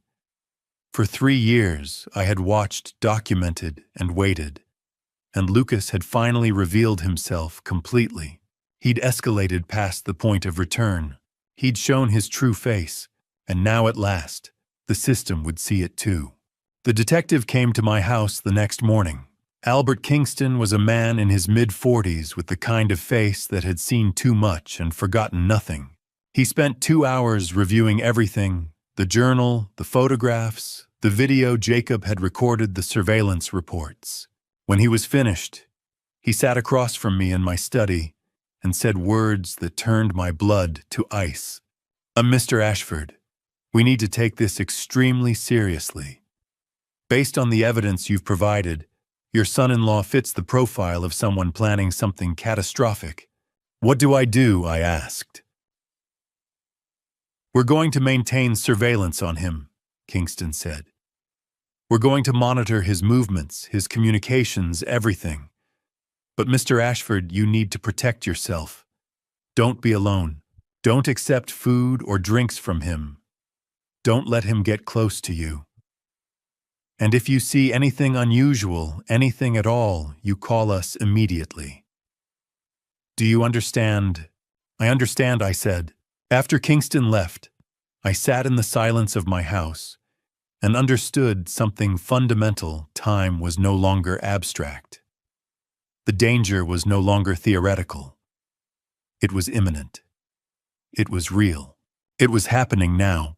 I picked up my phone and called Sophia. She answered on the second ring. Dad, is everything okay? Sweetheart, I need you to listen very carefully to what I'm about to tell you, I said. Dad, you're scaring me. What's going on? Lucas, I said, and I could hear her intake of breath. Lucas has done things, Sophia, things that the police are currently investigating, and I need you to trust me for the first time in 3 years. There was silence on the other end. Then, what do you mean the police are investigating? What are you talking about? Yeah, I can't explain everything over the phone, I said. But I need you to come home. To this house. Right now. Dad, Lucas said you would do this, Sophia said, and there was doubt in her voice. He said you would try to turn me against him. He said you were trying to control me. I could hear him in the background. I could hear him telling her not to listen to me. I could hear the manipulation even through the phone. Sophia, I know what he's told you, I said calmly. I know he's told you I'm controlling. I know he's told you I don't understand your love. I know he's made you doubt me, but I'm asking you as your father to trust me on this one thing. Please, come home. I don't know, Sophia said, and I could hear the fear in her voice. Fear of me. Fear of Lucas. Fear of making the wrong choice. Sophia, listen to me. I said, my voice steady. The police have evidence, real evidence, of things Lucas has done, things he's planning to do. I need you safe. I need you here where I can protect you, just for a few days. Please. But Lucas says, I know what Lucas says, I interrupted gently. I know everything he's said. And Sophia, I'm asking you to come home anyway. Not because you have to believe me, but because you need to be safe. There was another pause, a long one. Then Sophia said very quietly, Okay, Dad, I'll come home. When? I asked. Today, I'll tell Lucas I need to visit you. He won't like it, but okay, I'll come today. I love you, Sophia, I said. I love you too, Dad, she replied, and her voice was small, uncertain, but it was there. After we hung up, I sat in my study and exhaled slowly. One piece was in place. Sophia was coming home. She would be safe, and once she was here, once she could see the documentation for herself, once she could understand the scope of what Lucas had done, she would finally be able to make a choice from a place of safety rather than fear. But even as I felt relief, I also felt the weight of what was coming. Lucas would discover that Sophia had left. Lucas would understand that his plan was falling apart. And a man whose plan is falling apart is at his most dangerous. I called Jacob. Sophia's coming home today. I need you here. I'm on my way, Jacob said. I called Stephen Garrett. Sophia is coming here. I want her protected legally. I want everything in place. I'm preparing the documentation now, Stephen said. When she arrives, we'll make sure she understands her options. For the next few hours, I waited. I checked the security cameras. I made sure the doors were locked. I reviewed the documentation one more time, preparing myself for the conversation that was coming. At 3 o'clock that afternoon, a car pulled into my driveway. Sophia got out, and even from a distance I could see that she looked afraid. Afraid of me, afraid of Lucas, afraid of everything. But she was here. I walked out to meet her, and when I saw her face, really saw it, I understood what 3 years of Lucas had done to her. She was thinner, smaller. The light in her eyes had dimmed to almost nothing. "Hi, Dad," she said quietly. "Hi, sweetheart," I said, and I pulled her into a hug. She was stiff at first, uncertain. But then she leaned into me and I felt something break open inside my chest. Jacob arrived 15 minutes later. Then Stephen Garrett. And in my living room, surrounded by the people who loved her, Sophia finally heard the full truth. I opened the leather journal. I showed her the pages. I read the entries aloud. And with each page, I watched her realize something. None of this was her imagination. None of this was her fault. All of it was real, documented, undeniable. By the time I finished reading, Sophia was crying. Not angry tears, not defensive tears, but the tears of someone who finally understands that she's been trapped and that escape is possible. "I'm sorry, Dad," she whispered. "I'm sorry I didn't believe you." "It's not your fault," I said. "And Sophia, the worst part isn't over yet. But you're safe now. And that's what matters. Before the confrontation happens, I need to ask you, would you do what I did? Comment below, just write yes or no. Let me know you're still listening. But first, a note. The story coming next blends real events with some creative elements for impact. If you'd rather not continue, that's okay. Just close the video now. Lucas arrived at my house the next evening. He was angry in a way I'd never seen before. The mask had completely fallen away. He pounded on the door. When I opened it, he pushed past me into the living room. "Where is she?" he demanded. "Where's Sophia?" "She's upstairs," I said calmly. "And you need to leave."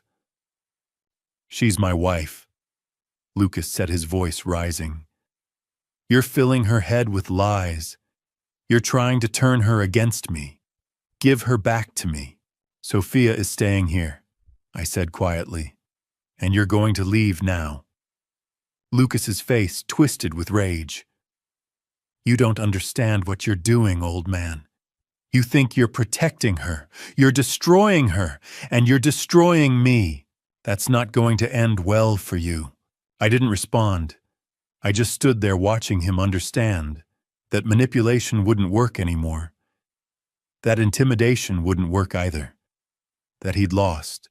"Give me what's mine," he said, and his voice had changed. It was cold now. Calculating. Dangerous. "The house. The money. Sophia. Give me what I earned." "You haven't earned anything," I said. "You've taken everything, and it stops now." Lucas lunged at me. His hands went for my throat. For a moment, I felt the full weight of his desperation, his rage, his refusal to accept that he'd lost. But I wasn't alone. Jacob came through the back door exactly as we'd planned. He grabbed Lucas and threw him away from me with a force born of 3 years of watching what this man had done to my daughter. "Get your hands off him," Jacob said, his voice deadly calm. Lucas spun on Jacob. They grappled for a moment, Lucas throwing wild punches, Jacob blocking, redirecting, keeping Lucas away from both of us. Then the front door burst open. Detective Kingston and 2 uniformed officers entered with weapons drawn. They'd been waiting outside the entire time, ready for exactly this moment. "Lucas Torrance, you're under arrest," Kingston said. Lucas fought. Of course he fought. He screamed that this was a setup. He screamed that I was the one who deserved to be arrested. He screamed that everyone was against him, that no one understood him, that this was all unfair. But as they put the handcuffs on him, as they began to read him his rights, as they started to search him, something shifted. They found it all. Materials for violence. Photographs of my house, my daily routes, my schedule. Insurance documents. Bank statements showing his accounts were nearly empty. Text messages discussing plans to eliminate the problem. Everything. It was all there. All the evidence that had been missing before. All the proof that Lucas Torrance had escalated from abuse to murder planning. From upstairs, Sophia watched it all. I looked up and saw her standing at the top of the staircase, her hand on the railing. She was watching Lucas be led away in handcuffs. She was watching the police officers document evidence, She was watching the man she'd been trying to protect, the man she'd believed loved her, reveal his true nature in his rage and his threats. And I saw something break open inside her. Not in a bad way. In the way that breaking open can be necessary. In the way that sometimes you have to see the truth, no matter how brutal, before you can begin to heal. Jacob put a hand on my shoulder. "You okay?" he asked. "Yeah," I said. "I'm okay." Standing in my living room, watching Lucas Torrance being led away by police. I didn't feel triumphant. I didn't feel like I'd won. I felt relief. The kind of relief that comes when a weight you've been carrying for 3 years finally gets lifted. Relief that it was over. Relief that Sophia had seen the truth. Relief that Jacob had been there. Relief that the system had worked, had listened, had acted when it mattered. Relief that we were all still alive. Later, after the police had left, after they'd documented everything, after Kingston had assured me that Lucas would be held without bail given the severity of the charges, I went upstairs to find Sophia. She was in her childhood bedroom, sitting on the edge of the bed. She looked smaller than I'd ever seen her. Broken. Lost. "Hi, sweetheart," I said, sitting down beside her. She didn't say anything. She just leaned against me and I held her while she cried. Not tears of sadness. Tears of release. Tears of finally understanding that what had happened to her wasn't her fault. That the man she'd tried to love had been trying to destroy her. That her father had been right all along. "I'm so sorry, Dad," she whispered. "No," I said, holding her tighter. "No apologies. None of this was your fault. You were manipulated by someone who knew exactly how to manipulate you. That's not your fault. That's his evil." We sat there for a long time. Jacob brought tea. Stephen called to confirm that the legal protections were in place. The private investigator sent a final report. The police sent updates about the charges being filed. And slowly, very slowly, Sophia began to understand that the nightmare was over. But even as I held my daughter, even as I felt the weight of 3 years beginning to lift, I understood something else. The hardest part wasn't arresting Lucas. The hardest part would be helping Sophia understand what had happened to her. The hardest part would be rebuilding her sense of trust, her sense of safety, her sense of self. The hardest part would be the healing that came after. The next morning, I did something I'd been planning to do for 3 years. I took Sophia to the storage unit, and I opened it for her. She stepped inside and stopped. The space before her was exactly as I'd left it. Boxes stacked carefully, furniture pushed to the sides. The accumulated weight of memories and protection organized in a way only I understood. "What is all this?" Sophia asked quietly. "This is your mother," I said simply. Sophia walked forward slowly, and when she saw the boxes of Carol's things, she broke. Her hand went to her mouth. Tears started streaming down her face. "Mom's clothes," she whispered, pulling out a sweater.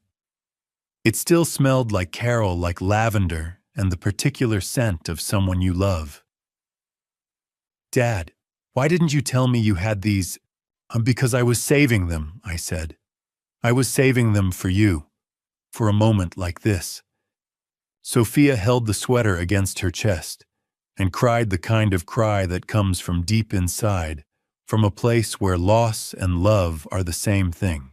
After she'd spent time with her mother's belongings, after she'd touched the books Carol had loved, and looked through the photo albums from before Sophia was born, I showed her the rest. I opened the metal cabinet and revealed what lay inside. The prenuptial agreement, I said, showing her the first document. "Your mother insisted on this. She knew the world was dangerous and she wanted to protect you. Then the trust documents. These ensure that the house, the investments, the insurance, all of it is yours. Separate property, untouchable by anyone else. Yours. And finally, the journal. I opened it carefully, reverently, and began to read excerpts. Not the entire 3 years, just the passages that showed the pattern most clearly. On June 15th, 2021. I watched Lucas check Sophia's phone while she was in the bathroom. She didn't even realize. When she came back, she thanked him for caring so much. Sophia listened, her face growing paler with each entry. September 3rd, 2021. Lucas told Sophia that Jacob has always had feelings for her, that he's trying to steal her away. I watched my daughter believe him. I watched her doubt the man who's been her friend for her entire life. February 12th, 2023. I saw Sophia flinch when Lucas raised his voice. Just raised his voice. She apologized immediately for upsetting him. March 20th, 2023. Sophia told me that Lucas pushed her into a wall. She called it an intense moment. She said she deserved it for talking back. When I finished reading, Sophia was shaking. "Why didn't you tell me?" she asked, her voice breaking.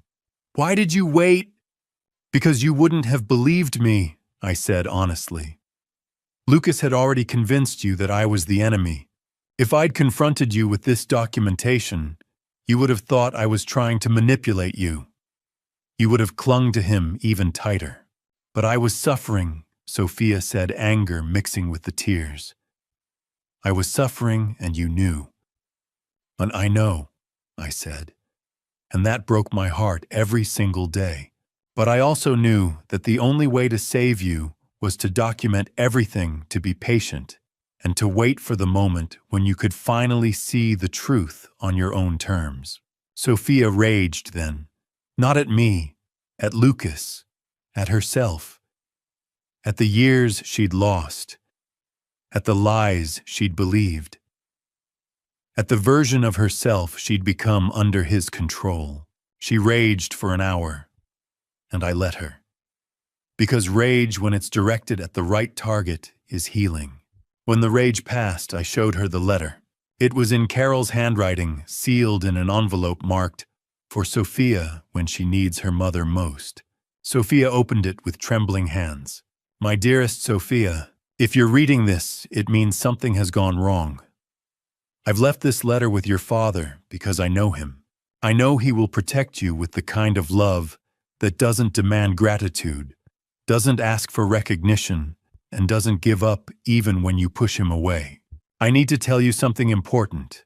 The people who love us truly will never ask us to choose between them and ourselves. If someone, a boyfriend, a husband, a friend, ever makes you feel like you have to choose between your own safety and their happiness, that is not love. That is control. And control is the opposite of love. Your father has spent his life protecting you. Not controlling you. Protecting you. There is a difference, and I pray you come to understand it. I love you more than anything in this world. And I will always be with you, watching over you, believing in you. Love, Mom. Sophia read the letter twice. 3 times.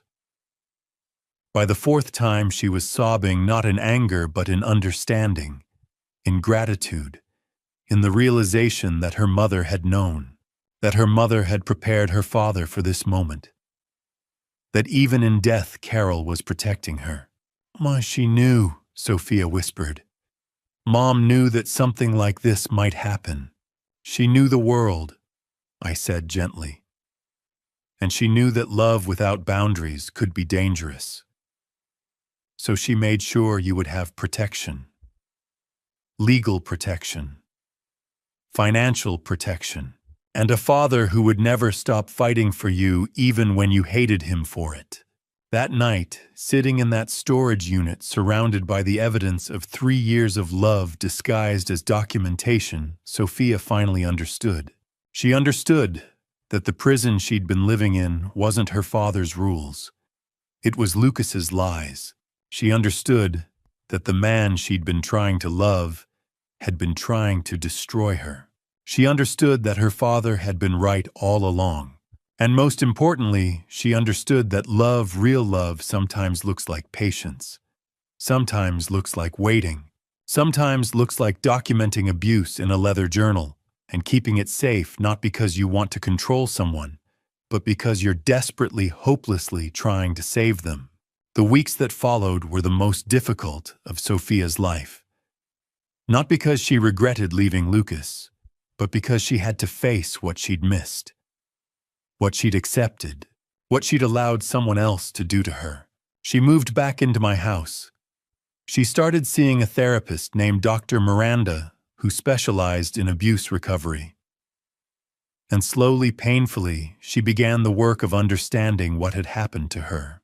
I watched her read through the leather journal, all 800 pages of it. I watched her relive 3 years of observations, 3 years of her father watching her suffer and waiting for the right moment to act. There were days when she was angry at me. Days when she'd say, "Why didn't you just tell me? Why did you wait?" And each time I'd explain, "Because Lucas had convinced you that I was the enemy. If I'd confronted you without evidence, you would have clung to him even tighter. I had to wait for the moment when you could see the truth on your own terms." The legal proceedings moved forward. Lucas was charged with attempted murder, domestic violence, financial abuse, and insurance fraud. The evidence was overwhelming. The video, the journal, Jacob's testimony, the surveillance reports, the financial records. The trial lasted 3 weeks. Sophia had to testify. She had to sit in a courtroom and describe in front of her abuser the ways he'd hurt her. The bruises, the lies, the isolation, the fear. When the verdict came back guilty on all counts, Sophia wept. Not with joy, with relief, with the understanding that she'd been believed, that what had happened to her was real, documented, and finally acknowledged. Lucas was sentenced to 15 years in prison. In the months that followed, Vincent and Sophia began the slow work of rebuilding their relationship. There were family dinners where they ate together in comfortable silence. There were conversations where Sophia asked questions, and I answered them honestly. There were moments when she hugged me without hesitation, and I felt the distance of 3 years begin to close. Sophia attended therapy twice a week. She worked through the trauma. She learned to recognize the signs of manipulation. She learned the difference between protection and control. She learned that love didn't mean losing yourself. And Jacob was there. Always there. He'd come over on Sunday afternoons. He'd sit in the living room and talk with Sophia about inconsequential things. He'd ask her about her therapy. He'd never push. He'd never demand anything. He was simply present, steady, reliable. One afternoon, about 2 months after Lucas's conviction, Sophia pulled me aside. "Dad, I've been reading through your journal again," she said. "The whole thing. And I realized something." "What's that?" I asked. "I realize how much you loved me," she said, and her voice was small. "I knew you loved me, but I didn't understand the way you loved me. I didn't understand that every time you were silent, you were being patient. Every time you documented something, you were gathering proof to save me. Every time you waited, you were giving me a chance to come to my own understanding." She paused, tears running down her face. "I'm sorry it took me so long to see it," she said. "There's nothing to apologize for," I said, pulling her into a hug. "You were being manipulated by someone who knew exactly how to manipulate you. That's not your fault." Over the following months, Sophia continued her healing. The therapy continued. The support from Jacob continued. The slow rebuilding of trust between father and daughter continued. And then one afternoon, Sophia asked me something that changed everything. We were sitting in the kitchen, and she was quiet. The kind of quiet that comes before something important. "Dad," she said finally, "can I ask you something?" "Of course," I said. "About Jacob," she said, and I saw a blush creep across her face. "I want to know if you think it would be okay if I asked him out on a date. A real date. Not as friends, as something more. I felt something shift inside me. I'd been waiting for this moment. I'd seen it coming for months, the way Jacob looked at Sophia, the way she'd started to look at him, back the way trust rebuilding slowly had begun to transform into something else. "What do you want to know?" I asked gently. Sophia blushed deeper. "You think it would be okay, sweetheart?" I said, "I think that would be the best thing that could happen. Jacob has loved you for a long time, but he waited. He waited until you were ready. He waited until you could choose him freely without fear, without manipulation, without anyone else's agenda. That's what real love looks like, Sophia. That's the kind of love I hope you'll let him show you." That evening, Sophia called Jacob. I could hear her voice from the living room, nervous, hopeful, alive, in a way she hadn't been in years. And when Jacob arrived an hour later, when Sophia went out the door with him, when I watched them drive away together, I understood something profound. I'd spent 3 years documenting abuse. I'd spent 3 years gathering evidence against someone who was trying to destroy my daughter. I'd spent 3 years waiting for the moment when I could finally act, but all of that had been preparation for this moment. For the moment when my daughter would be free enough, healed enough, whole enough to choose love on her own terms. And that I realized was the real victory. Not the arrest, not the conviction, not the evidence. The real victory was seeing my daughter smile again, truly smile, without fear underneath it. 1 year after Lucas's arrest, I was sitting in my living room when Sophia came in with Jacob. My daughter looked happy in a way I hadn't seen in years, but it wasn't the desperate, frantic happiness she'd worn with Lucas. This was quiet. This was real. "Dad," Sophia said, sitting down beside me, "Jacob and I wanted to talk to you." I looked at them, really looked at them. The way Jacob's hand rested gently on Sophia's back. The way Sophia leaned toward him without hesitation. The way they looked at each other with something that resembled peace. "We're taking things slowly," Sophia said. "We're not rushing, but we're committed to building something together." I smiled, because I could see the difference. With Lucas, Sophia had been constantly anxious, always monitoring his moods. With Jacob, she was relaxed. She laughed freely. She made decisions without fear. A few weeks later, Sophia asked me to do something I'd been waiting for. "Dad, can we go back to the storage unit?" she asked. We drove there on a Saturday morning. When we unlocked the door, I felt something settle inside me. This place had been a fortress, a secret, a burden I'd carried alone, but now it was just a room. Together, Sophia and I began to sort through Carol's belongings. Some things we donated, some things we brought home, Carol's favorite books, her photo albums, her jewelry. The storage unit, once a vault of secrets, became simply what it was meant to be, a place of memories. When we got to the locked cabinet, Sophia asked the question I'd been expecting. "Dad, what about your journal?" "It's yours," I said. "If you want it. So you'll always remember how hard you fought to get here." Sophia took the leather journal and held it carefully. Over the following months, I watched my daughter build a life nothing like the one she'd lived with Lucas. She continued therapy. She returned to work. She reconnected with friends. And she and Jacob moved slowly through a relationship based on mutual respect and genuine choice. One evening, I found her reading the journal. When she saw me, she looked up with tears in her eyes.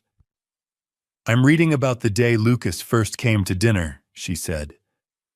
"You knew something was wrong from the beginning, didn't you?" "I had a feeling," I admitted, "but I couldn't prove it. So I waited, and I documented, and I prepared." "And it was right," Sophia said quietly. As the year progressed, I found myself increasingly at peace. Not because the trauma had disappeared, it would always be part of our story, but because the purpose had been fulfilled. Sophia was safe. She was healing. She was building a healthy relationship with someone who loved her, without conditions, without control, without manipulation. One afternoon, watching Jacob and Sophia laugh together in the kitchen, I thought about what Carol had said. The greatest gift a parent can give their child is not protection from pain. It's the strength to survive it. I'd spent 3 years giving Sophia that strength through silence, through documentation, through patient preparation. Now she was finally free to use it. People sometimes ask if I regret waiting so long, if I regret not telling Sophia what I knew. The truth is, I've made peace with my choices. I didn't tell Sophia because she wasn't ready. I didn't act because I didn't have proof. I remained silent, because sometimes silence is the hardest form of protection. And I kept that storage unit secret because the strongest thing a father can do is prepare quietly for a storm he hopes will never come. But if it does, he's ready. My daughter is safe. She's building a real life. And Carol would be proud. Not because of what happened, but because of how we survived it. That storage unit taught me something I never expected. The greatest legacy is not money or property. It's knowing that someone loved you enough to protect you. Even when you couldn't see it, and even when you thought they were the enemy. That's the real secret hidden in that storage unit downtown. Not insurance documents, but something far more valuable, the knowledge that a father's love is patience. It's silence when necessary. And sometimes it's the quiet preparation that saves everything. And to you listening to this story, remember this. What happened to my family, this family story, is not unique.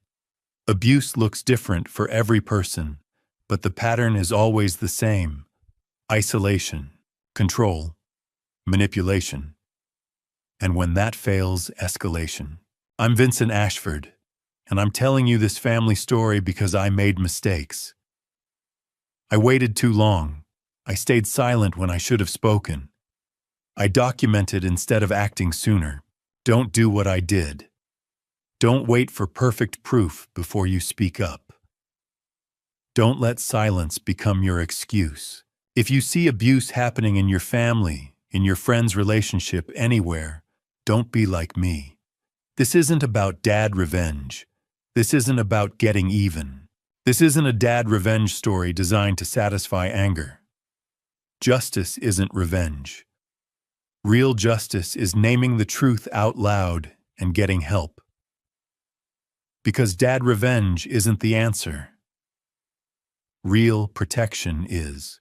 If you're in an abusive situation and you don't have resources, reach out to a domestic violence hotline. They have free help. They have people who will listen. They will believe you. This family story isn't just entertainment. It's a warning. It's a map. Use it. I also want to be clear, I was fortunate. I had resources. I had a storage unit. I had a lawyer. I had documentation.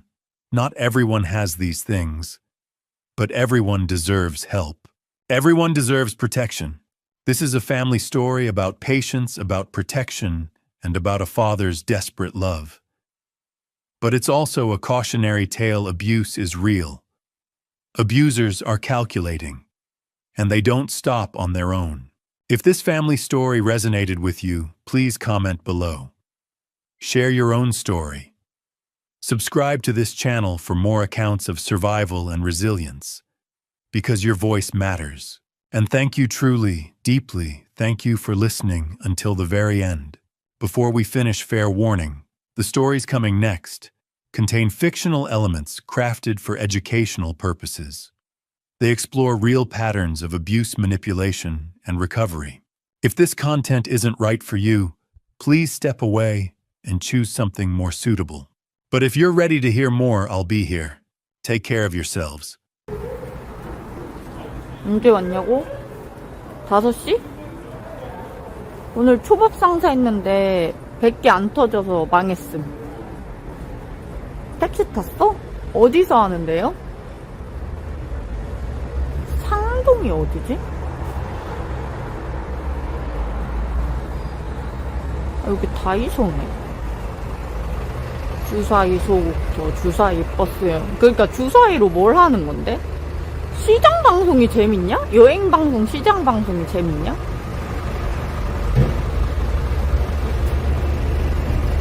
아니, 뭔지 알아? 내가 하면은 있잖아.